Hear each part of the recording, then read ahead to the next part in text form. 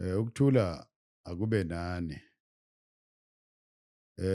Umphefumulo, imali ngeke sikwazi ukuhlukanisa.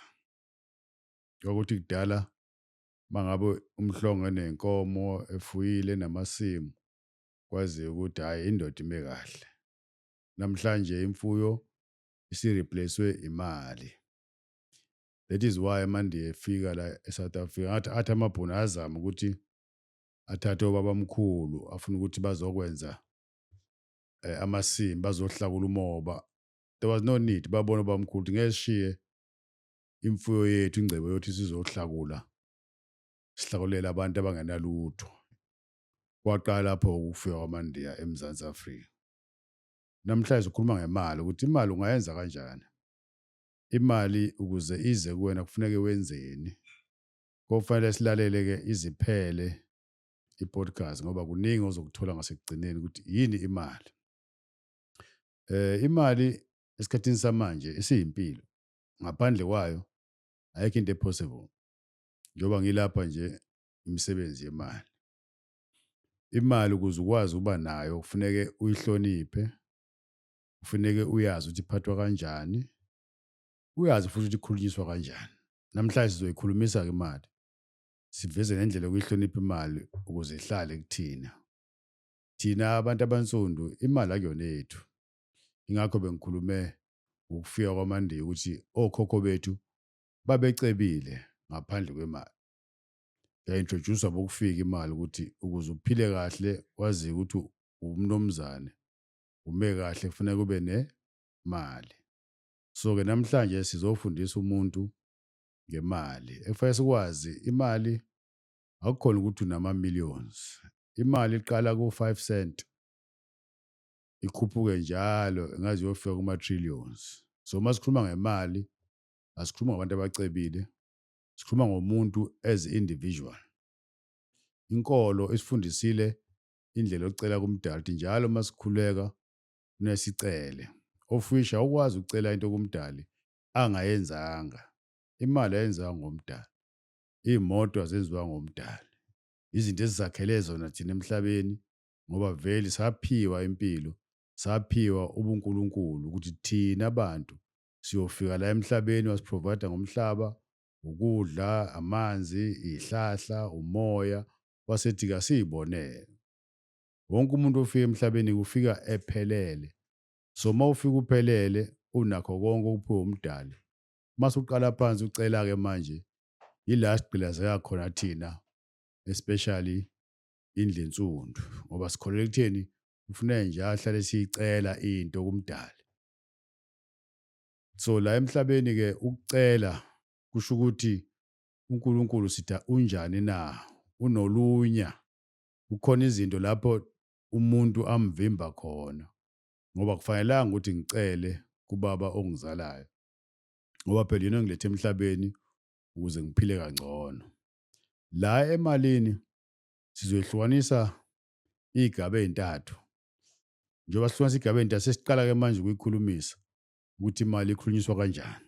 Okokuqala kufuneka imali yakho ihlukaniswe kathathu. Kube khona okweshumi lokho esithi umnikelo. Kudumile ke emasontweni kuthiwa umnikelo. Kufuneka okwesibili futhi kube khona okweshumi ozokuthatha wena bese uya-investa for ikusasa labantwana bakho. Bese kuthi okwesithathu ilena-ke imali ezosala ukuthi usukwenza noma yini ekuphilisayo, ukukhokhela imizi, ukukhokhela iy'ngane esikoleni, uthenga amagrosa, ukuy'jabulisa. Kusho ukuthi imali from 100% owuholile uthatha u10% unikele ngawo. I-choice yakho, unganikela esontweni, unganikela kumakhelwane, unganikela emzini owaziyo ukuthi uxakekile, kodwa kube yinto ephathekayo ukuthi la iya khona imali izofike yenze umehluko. U10% wesibili sithena ilo ukuthi uya-investa ke manje ulungisela ikusasa lakho, especially iy'ngane zakho uma ungasekho emhlabeni zibe nayo into ezobambela kuyona. Bese kuthi okwesithathu u80% ilona-ke ozophila ngawo, wenze amagrosa, wenze noma yini ofuna ukuyenza. Le nto kufanele uyi-practice-ke every month ngoba kuyimpilo ukuthi usize abangenalutho ngoba la emhlabeni ilapho uMdali asihlanganise khona wathi asisizane. So-ke mawuvuka ekuseni ukuze ukwazi ukuthi imini yonke ihambe nawe noMdali ehamba nawe, ukhona umehluko phakathi kokuthandaza, that is praying, kube khona ukubonga kuMdali, i-gratitude leyo. Kusho ukuthi what do you do wena mawuvuka ekuseni nje? Zinike isikhathi before uvule ama-cellphone, before ulalele i-radio, before wenze yonke into. Kufuneka uvuke nje uhlale imizuzu noma emihlanu minimum. You can stay more ngoba asifani. Ube uwena nje. You just stand still or sit still. Ungacabangi lutho for that few minutes. After that, ungaqala-ke manje uzisho ukuthi ubani wena. Ukuzisho kusho ukuthini na? I am great, I'm successful, I've got money, ngimuhle. Ubale zonke izinto utshela wena imvelo ukuthi wena uba khona izokulekelela. Mawuqeda ukwenza lokho futhi ebese-ke manje uyaqala-ke ukhuluma nani? NoMdali. Lapho usuyabonga ukuthi hawu ngivukile ekuseni, yonke into yami isahlangene, nginomndeni, nginomuzi, mangabe unomuzi, konke onakho okuhle uyakukhuluma kwimvelo. Into oyenza le mawuvuka ekuseni. Mawuqeda lapho usungaqala-ke bese uyakhuleka-ke kuMdali. Ukuthandaza-ke into umuntu angafundiswa yona, kodwa kufuneka uzame ngaso sonke isikhathi mawuthandaza, especially for imali ungayiceli. Ngeke ucele into oyinikiwe. UMdali before asikhulule kulo mhlaba usinika yonke into, sifika sesiphelele. Ngizokwenza isibonelo. Isilwane asithi inkomo, ngeke inkomo ithandaze ifuna utshani. Bukhona utshani. Kufuneke umelusi wenkomo ayithathe ayise etshanini kuzidle. La endlini njengoba sikhona besingeke sikhuleke noma sithandaze sithi akukhanye ukuze sikwazi ukusebenza. Ababedizayina le building bakwenza konke, bafaka ugesi, base belinda thina ukuthi kufanele siplage into zethu siswishe on. Nemali kuyinto enjalo. uNkulunkulu akakunikanga yona kodwa wakunika yonke indlela yokuthi ukwazi ukuyenza imali. Imali is very sensitive. Kade kune-COVID recently kodwa bekusanithayizwa yonke into kodwa imali besiyibamba ngapha nangapha ingazange yagulisa bani. Akukho lapho kwathiwa khona ake niyeke ukuthinta imali. Shuthi imali into noMdali siwazi wayebona ukuthi siyayithanda kakhulu and ukuba nemali akusho ube nama-millions. Wonke umuntu unomali. Ongasebenzi unawo 250 rand. Uma uno-250 rand usho ukuthi nani? Unemali. Ake senze isibonelo ukuthi imali uyikhulumisa kanjani. Asithi namhlanje i-payday yakho. Uma ifika imali, uthatha lo 10% uhambe uyawukhuluma ukuthi uyosiza abantu la. Uphinde uthatha u-10% ubeke ecaleni, uyakhuluma futhi nawe ukuthi le mali ilungisela iy'nsuku ezinayo. You're preparing for rainy days. Wakha ikusasa labantwana bakho ngayo bese uthi esele-ke ile ozoyisebenzisa. Mawuphuma ekuseni mhlambe uyodla out, asenze isibonelo, uyaphuma uyodla out. Kufuneka futhi ngenkathi usuqedile ukudla before ukhokhe futhi you can pray. Mawuprayer you are giving instruction le mali oyikhiphayo ufuna yenzeni. Yabona ema-restaurant isikhathi esiningi sithipha o-waiter. Nalapho futhi kufuneka ungamniki nje just because kwathiwa. Kufuneka kube nenkulumo oyikhulumayo emalini ukuthi njengoba nginika lo mntwana osebenza la ngifuna ukuthi akwazi ukuyisebenzisa ngendlela eyiyo ukuze imvelo izwe ukuthi ukunika ngoba unenhloso, hhayi ukuthi wenza nje ngoba nakho unemali. So abantu aba-rich-ke yibona sesibuke ukuthi bafuna imali noma ibona abanemali. Sonke sinayo imali kuphela indlela esiyisebenzisa ngayo. The moment ukwazi ukukhulumisa imali uma ufuna ukuyisebenzisa, uzothi uma uthatha imali mhlawumbe uyothenga into engabalulekanga, sithi nje ukhipha imali yakho uthi uyophuza e-tavern. Ngenkathi lokhu uyikhipha uthi emalini ufuna ukwenzani. Asikhumbule phela ukuthi mangabe uwumuntu kufuneke uphuze ngoba ujabulile, ungayophuzela ukujabula. So the more usu-used ukuthi imali yakho uyayikhulumisa izokuceba ngalesikhathi wenza izinto ongafanelanga uzenze. Bese uyabona ukuthi nazi izinto ezingishayayo. So ngale ndlela esikhuluma ngayo-ke sizokwazi ukuthi siyicontrol imali yethu. You don't need millions. Uhola u-1000 rand ngenyanga uzutshela wena ukuthi imali ezofika kumina nomndeni wami kuzoba imalini leyo, u-R800 ngoba u-100 usuhambile, waya la unikela khona, omunye u-100 uhambile, ubekela isikhathi esizayo. Mhlambe lo wesibili u-100 mabe umuntu onqenayo uku-investa, mhlawumbe ucabanga ukuthi imali incane for investing, you can put it aside for istokofela. Into ebalulekile leyo ngoba uma wenza isitokofela usuke ufuna ukuthi ekugcineni noma ekupheleni konyaka uzokwenza 1, 2, 3 or after 5 years, yabona une-purpose. Kodwa ungayigcini kuwena, khuluma ngoba umlomo uyakha. Ngenkathi ukhuluma yonke lento oyikhulumayo iya-manifesta kwimvelo. Abakhulekayo, abasontayo bayazi uma uthandaza awenzi lutho, uyakhuluma kuphela. Mhlawumbe ungashintsha isimo-ke ube kwi-high level or low level, but mostly uma uthandaza uyakhuluma.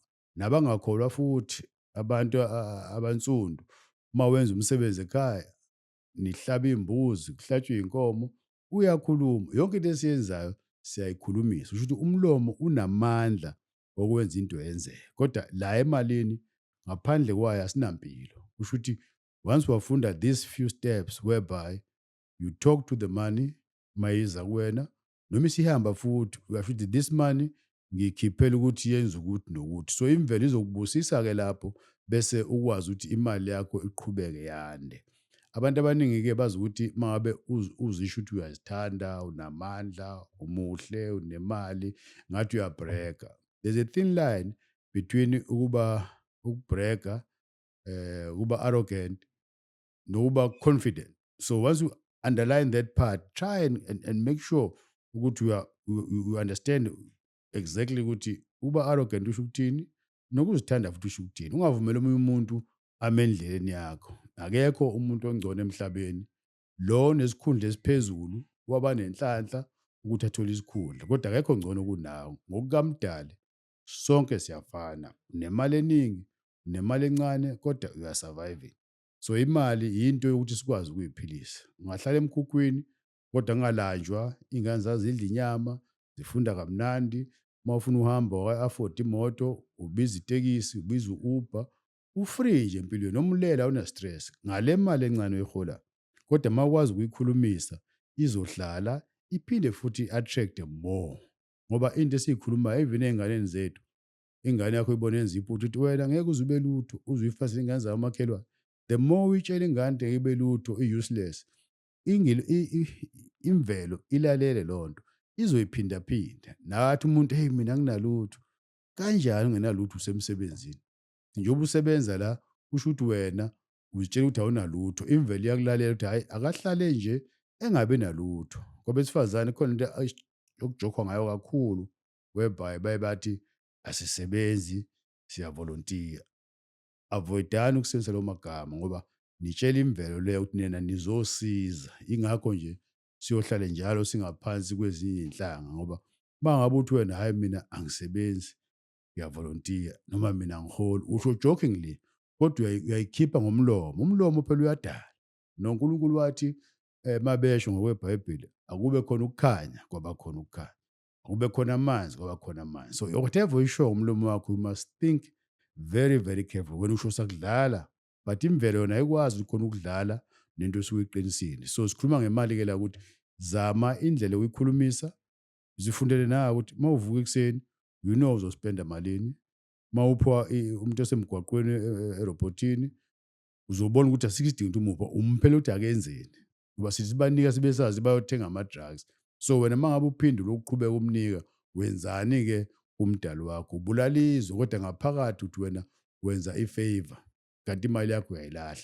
So kufuneka imali njalo uma iphuma ibe ne-purpose.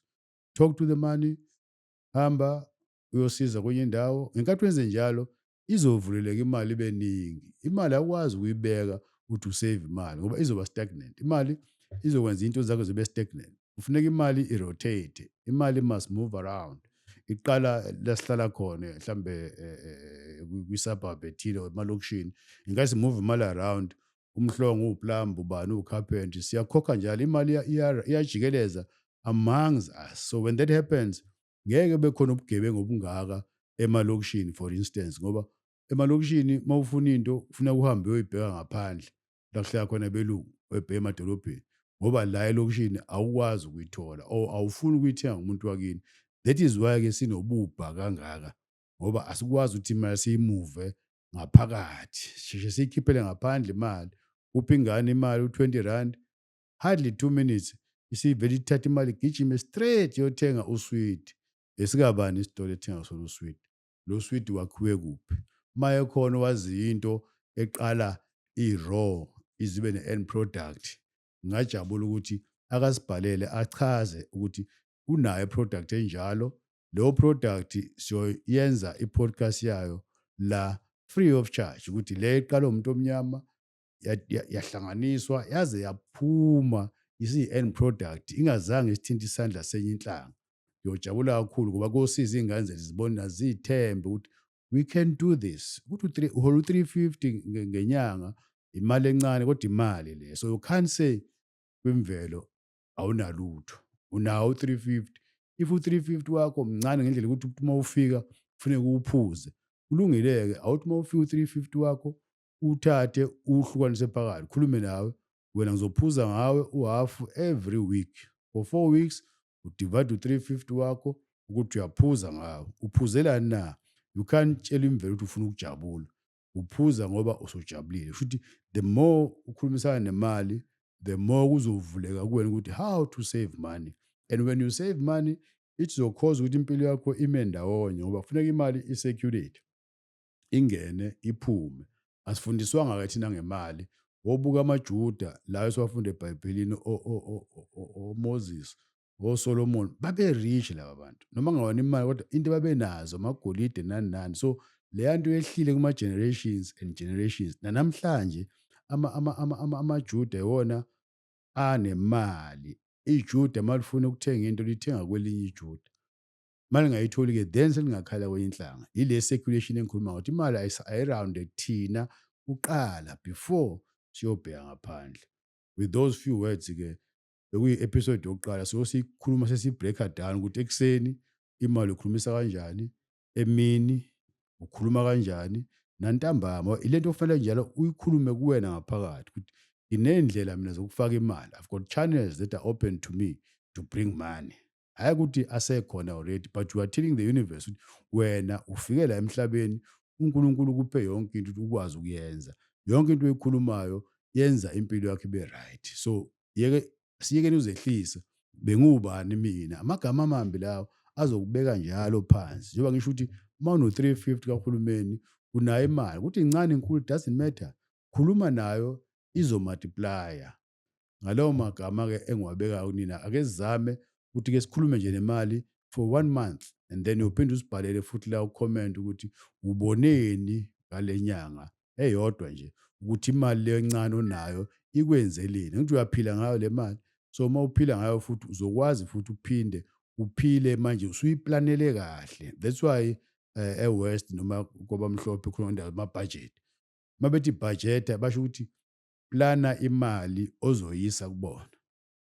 You are planning the money that you are going to give to them. That is budget. I'm not saying do away with the budget, but speak to the money, make these necessary savings or contributions, and then i-budget will fall into place. Akube njalo.